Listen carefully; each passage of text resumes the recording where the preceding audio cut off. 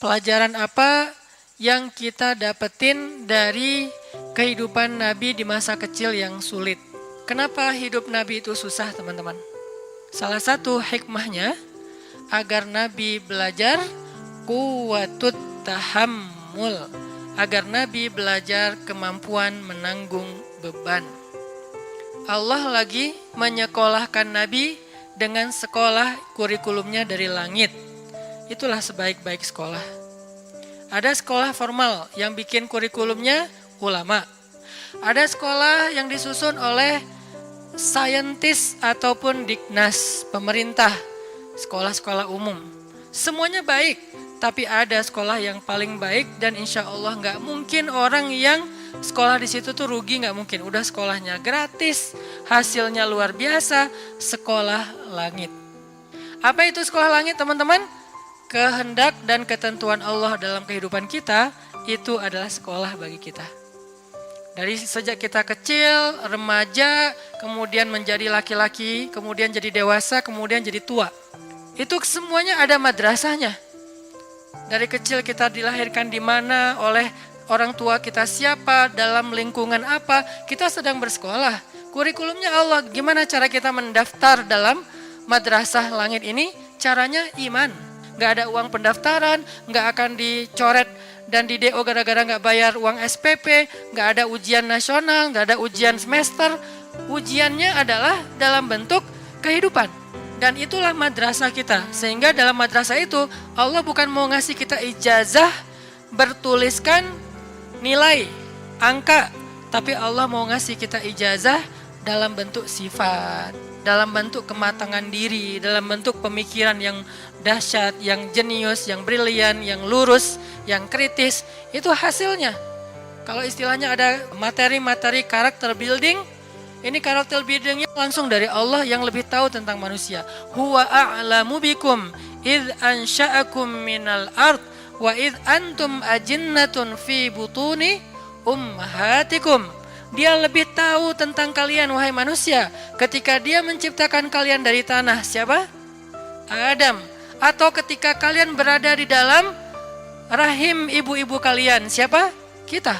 Huwa a'lamu bikum. Allah lebih tahu tentang kalian. Sehingga yang lebih tahu ini memberi kalian madrasah. Sampai kita hari ini dapat madrasah dari Allah. Jadi ketika kita dapat ujian dalam hidup, kita coba bangun self-awareness. Oh, saya lagi sekolah sama Allah. Saya lagi disuruh latihan sama Allah.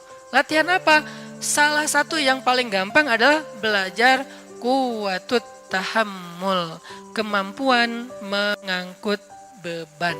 Terutama buat cowok. Fitrah kita itu diciptakan untuk mengangkut beban. Kita dijadikan lebih kuat bukan untuk gaya-gayaan, untuk mengangkut beban. Makin besar tanggung jawab dan beban yang dia ambil, makin dia cowok sejati. Rujulah kesatria namanya. Nabi dari kecil beliau dapat banyak ujian supaya punya quwwatut tahammul, mengangkut beban. Dan memang benar, Nabi itu sedang disiapkan oleh Allah untuk mengangkut beban yang paling berat. Yang ketika dikasih ke langit, langit nolak. Dikasih ke gunung, gunung nolak. Dikasih ke matahari, matahari nolak. Dikasih ke semesta, semua semesta nolak. Dikasihlah kepada manusia yang bernama Nabi. Apa beban yang berat itu yang ditolak oleh semesta? Beban risalah. Satu tingkat lebih berat daripada beban nubuwah. Apa bedanya nubuwah sama risalah? Yang membawa nubuwah namanya Nabi. Yang membawa risalah namanya Rasul. Makanya ada Nabi, ada Rasul. Apa bedanya? Kalau Nabi dia nggak membawa ajaran baru, meneruskan ajaran Nabi sebelumnya. Tapi kalau Rasul membawa ajaran baru. Sehingga penolakan publiknya lebih tinggi. Ujiannya lebih berat kalau Rasul itu. Dia seperti membawa syariat baru. Kebayang ya? Kita udah punya tradisi, lalu kita juga punya nasionalisme. Kita punya budaya yang sudah sangat tua, lalu ditambah lagi dengan punya nasionalisme yang hampir 100 tahun itu, tiba-tiba datang seorang laki-laki mengatakan, tinggalkan semuanya, inilah yang benar. Gimana kira-kira penolakannya? Wah, habis tuh laki-laki. Banyak cerita mereka yang dibunuh. Makanya Bani Israel yaqtulunal anbiya bighairi haq, membunuh para nabi tanpa alasan yang dibolehkan. Kenapa? Menolak ajarannya. yang sudah turun-temurun selama ratusan bahkan ribuan tahun. Beban inilah yang akan dipikulkan oleh Allah kepada Nabi. Kenapa risalah itu berat? Risalah itu secara bahasa teman-teman artinya ajaran atau misi. Seorang yang membawa risalah, surat, itu namanya Rasul. Rasul ini bisa bermakna Rasul dari langit, berarti Rasulnya Allah, namanya Rasulullah. Bisa juga Rasulnya bumi, Rasul para raja, utusan para raja yang diutus ke raja yang lain, membawa surat dari raja ini, bisa surat rahasia, bisa surat tentang perang, bisa surat tentang damai segala macam. Resikonya gede nggak tuh jadi utusan? Gede banget resiko jadi utusan. Ini utusan Allah, bukan kepada satu orang, kepada lil alamin, lin nasi kafatan ajmain, kepada banyak manusia. Ini beban yang berat. Malaikat aja nggak sanggup memikul beban risalah. Pohon, laut, dan segala macam makhluk-makhluk Allah, semuanya hands up, nggak mau. Ya Allah saya nggak kuat. Kami kasih ke langit, langit nggak berani. Kami kasih ke bumi dan gunung, gunung-gunung yang gagah, yang kuat itu nggak berani. Kami kasih kepada manusia, mereka mengambilnya. Siapa manusia di sini? Para anbiya. Jadi beban risalah itu berat sekali. Tentang bagaimana caranya yukhrijun nas minaz zulumati ilan nur. Misinya adalah mengeluarkan manusia, bukan cuma satu suku, manusia dari kegelapan kepada cahaya.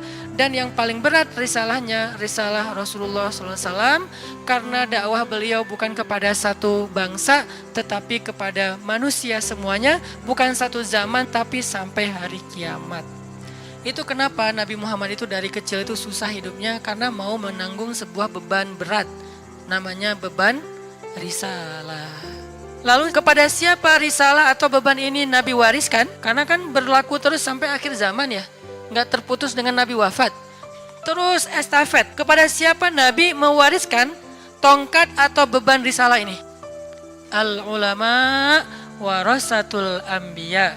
Para ulama adalah pewarisnya para nabi. Para nabi tidak mewariskan harta dinar dan dirham. Para nabi mewariskan ilmu atau mewariskan agama. Jadi tugas beban yang paling berat ini untuk menanggung beban umat bukan hanya ngajarin. Kalau ngajarin bebannya oke lah ada beban sedikit tapi nggak berat-berat amat jadi pengajar. Yang berat itu adalah risalah menanggung beban umat. Yang lapar harus dikasih makan, yang sakit harus dibantu berobat, yang miskin harus disantuni, anak yatim harus diberikan haknya, janda-janda yang gak punya siapapun yang menafkahinya harus ada program untuk mereka. Banyak, pokoknya semua beban umat dari mulai yang lapar paling kecil sampai korban perang. Itulah beban umat yang diambil oleh Nabi. Gak boleh ada yang terzolimi di muka bumi.